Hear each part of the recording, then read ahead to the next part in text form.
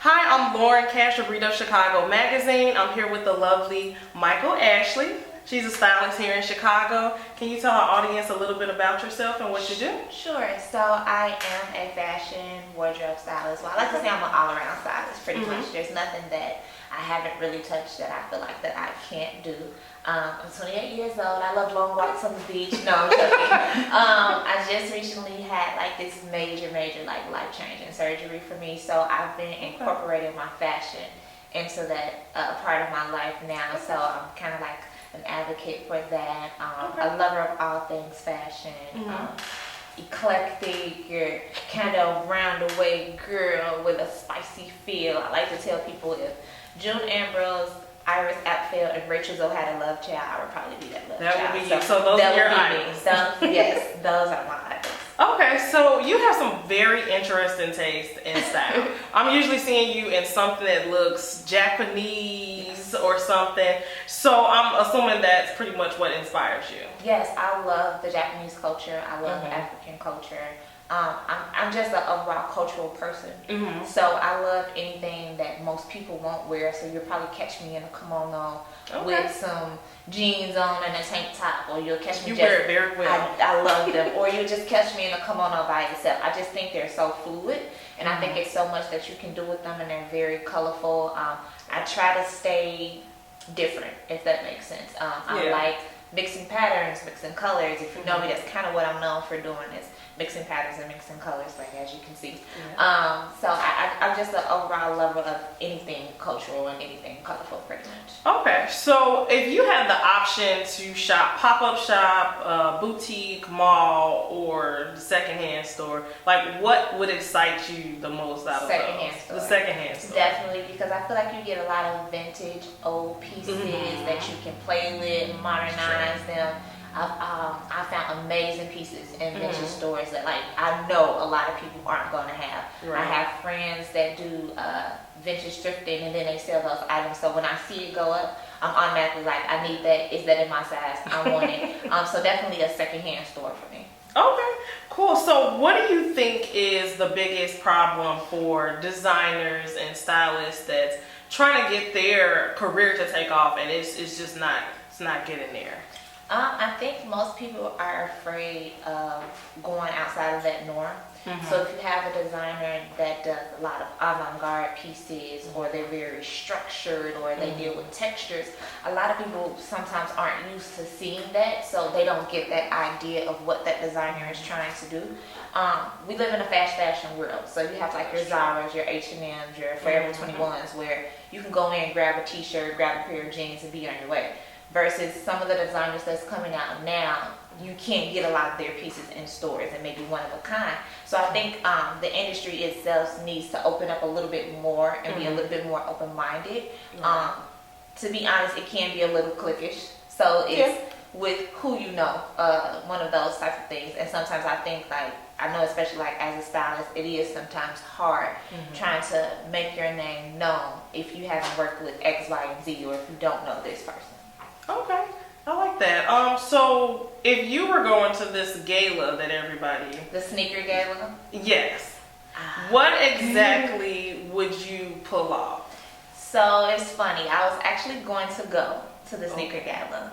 And then I was like, wait, my nephew's prom is today. So I didn't have the chance to actually go out and buy that garment that I would like to wear.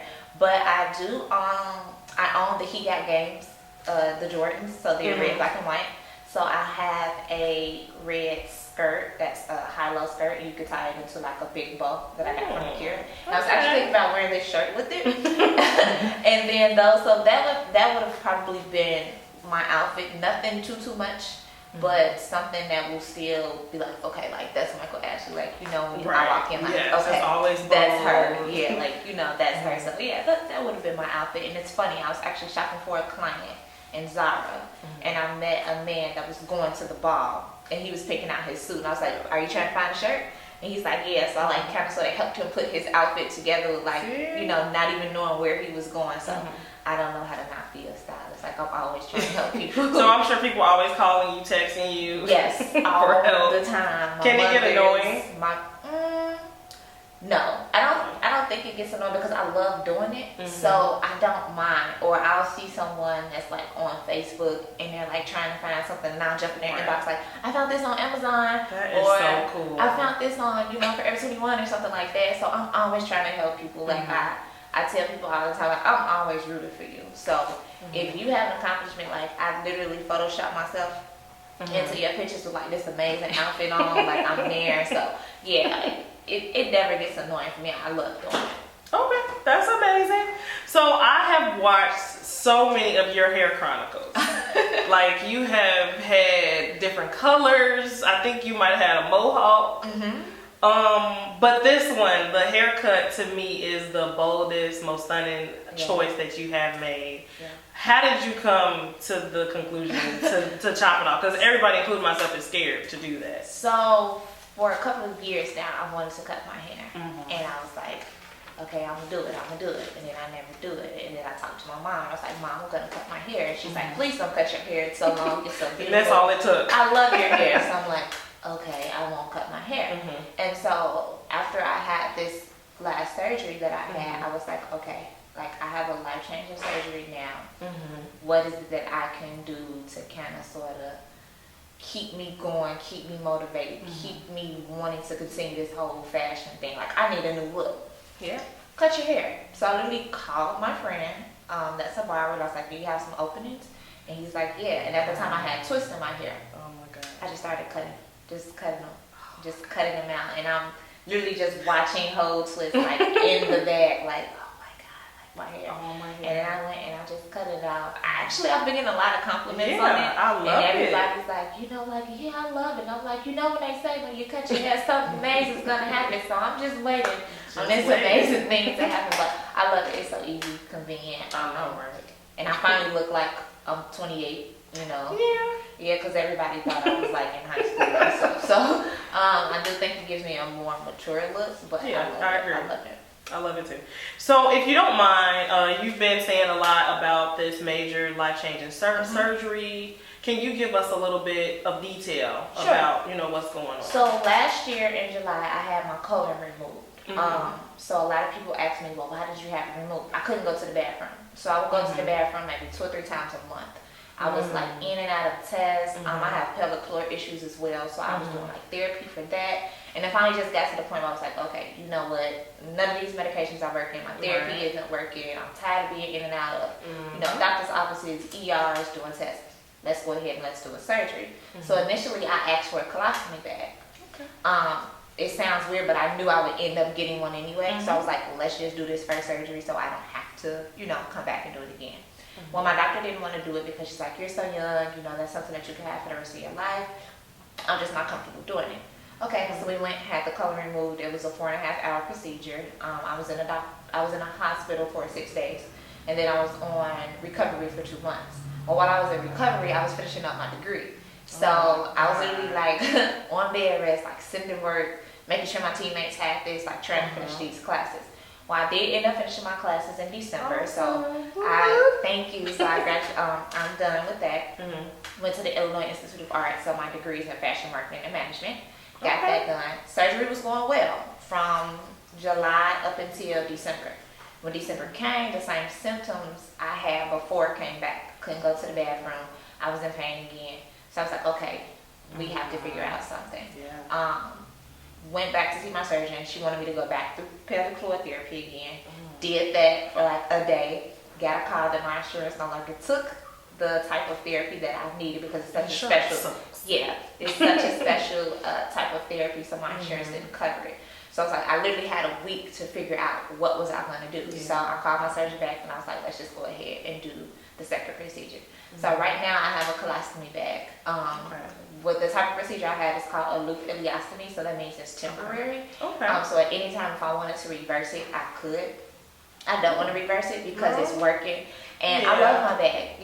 He's a part of me. Sir Poopalot is what I call him. Sir Poopalot. Yes, he's regal. He's regal. He does drag too. He's a part of me now, and it's something that's been working. So I've been documenting, my journey. I've allowed people to come in. You see the ups, the downs, the highs, the lows, the funny moments. But it's basically just to let people know, like, stuff happens, and you have to be able to put yourself in a mindset where you're able to move forward from that. So that's really what I've been doing, and I dress up more now that I have had these surgeries than before, just so people, like, just because I have this bag, it does not limit, you know, what I have on. Like, I wear my bag out, you know, I wear tops like this, I wear skirts, I wear dresses, so, and most of the time you can't even tell that I have it, so that's true. Like, I can't tell now. Yeah, when I stand up, when I have on skirts, unless it gets like super full, that's the only time you can tell, but other than that, you don't even know I have it. Okay. Cool. So me, I work in the medical field, and a lot of times I run into patients, and they would be so against that.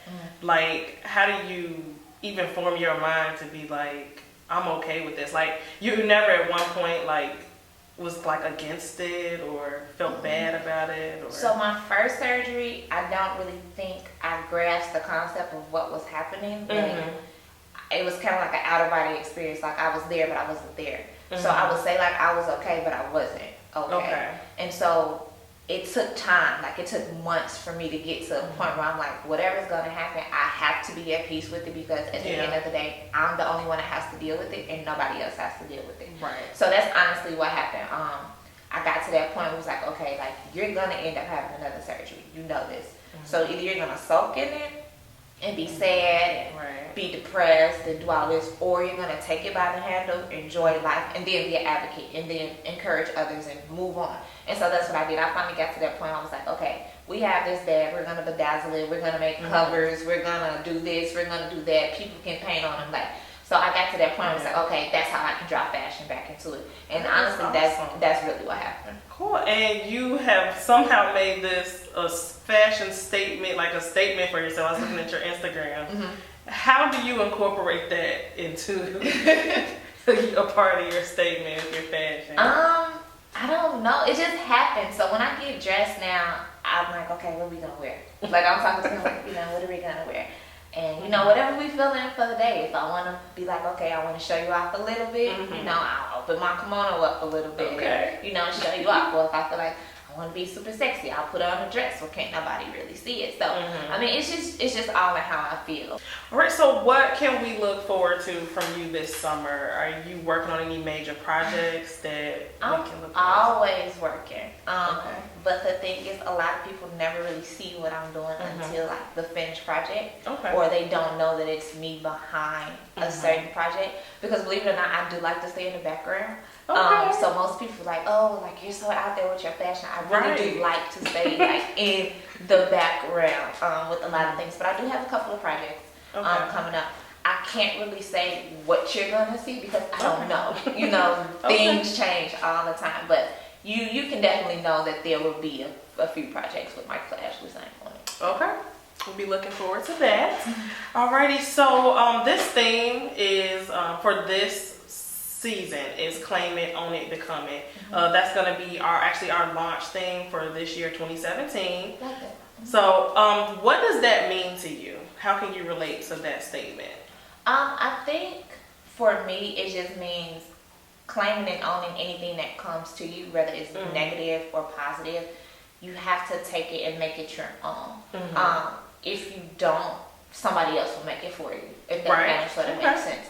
So, like I said, in my case, like having this surgery, I had to claim the fact that, okay, this surgery is going to work this time. I'm not going to have any more surgeries. I'm not going to have any more sickness. Like, I'm going to be able to live a normal life. I had to own the fact that now at a young age, I have a colostomy bag. So what can I do moving forward to make sure that, A, people are educated as to what having a colostomy bag means, reasons as to why most people have colostomy bags, and then B, allowing them to know that my life is going to go on and I'm going to be fine and you're going to be fine with whatever you have going on as well. You can't stay in a funk, or you can't, you know, continue to be down about things because it's only hurting you. Just enjoy life, you know. So I think for me, that's really what it means. It's just owning everything that's really coming to you, claiming the good that's going to come out of it, being one with the universe, you know, allowing everything to take its course, and then just having fun with it. You gotta have fun. So, at what point did you realize that you had actually reached the point of success that you have been striving for? I haven't. You haven't? I haven't. No? So, what is that? What is success to you? Success is being able to tell my mother she no longer has to work. Like, I can take care of her. For me, it's not about a lot of money. I don't really care about a lot of money. I mean, money's great. Everybody loves it. But being able to financially take care of my mother, seeing her happy, seeing her not have to work, is honestly like, that's when I know I've reached a level of success. I mean, I've been published. I've worked with amazing people. And it's only the beginning for me. So I never want to dumb down the accomplishments that I've done or that I've made already. But when I can tell her, like, listen, like, all your bills are paid, like, I bought you your new house, like, I have you your 2-seater car, like, you don't have to worry. That's how I know I've reached that level of success, because no matter what I do, she's always like the one I'm thinking about. So when I can like be like, amazing. Yo, Dweeb, that's what I call it, like, we're good to go, like, you can stop working. I think that's when I've reached my level of success. So she's pretty much your support system. Oh yeah, of course. She keeps me in line, you know, because sometimes I want to go off. So she definitely keeps me in line. Has a tendency to calm the storm. She keeps me in line, but she also keeps me grounded. She definitely keeps me positive at those times when I'm like, I don't want to do this anymore. You know, like, I don't want to be a stylist. I don't want to do anything but fashion. And then she said, but that's what you know how to do. Like, if you don't know how to do anything else, you know, that's what you know how to do. You know, be patient. This stuff, everything. Be patient. You know, everything will work itself out. Yeah, you know, everything will work itself out. So she's definitely like my #1 supporter. I love that. So where can, you know, the people that's looking to book a stylist or work with you in, you know, in any capacity, how can they reach you or follow you or see your work? So you can actually, now this is funny, I'm kind of like a Jill Ambrose in this aspect where I don't post a lot of the things that I do or like a lot of my work. But that's just me. That's just who I am. But if you know me, you know, like, you're gonna get, you know, great and quality work. But if you do want to follow me on social media, you can always follow me on Facebook. It's Michael Ashley, so it's MICHAEL space Ashley spelled the correct way, ASHLEY. And then on Instagram, it's Stylist STYLEZ _by BY _ Mike MIKE. So those two you can definitely follow me at this Okay. Awesome. Thank you so much for your time, for allowing us to, you know, sit and chat with you. Like I told you, I think you have an amazing story and what you're doing. Your spirit is awesome. Thank you. Like, Thank you. I love it. So thank you for coming. Please tune in to Read Up Chicago on YouTube. Also follow us on Instagram at RUCMag and on Facebook, www.facebook.com/RuckMag. Thank you.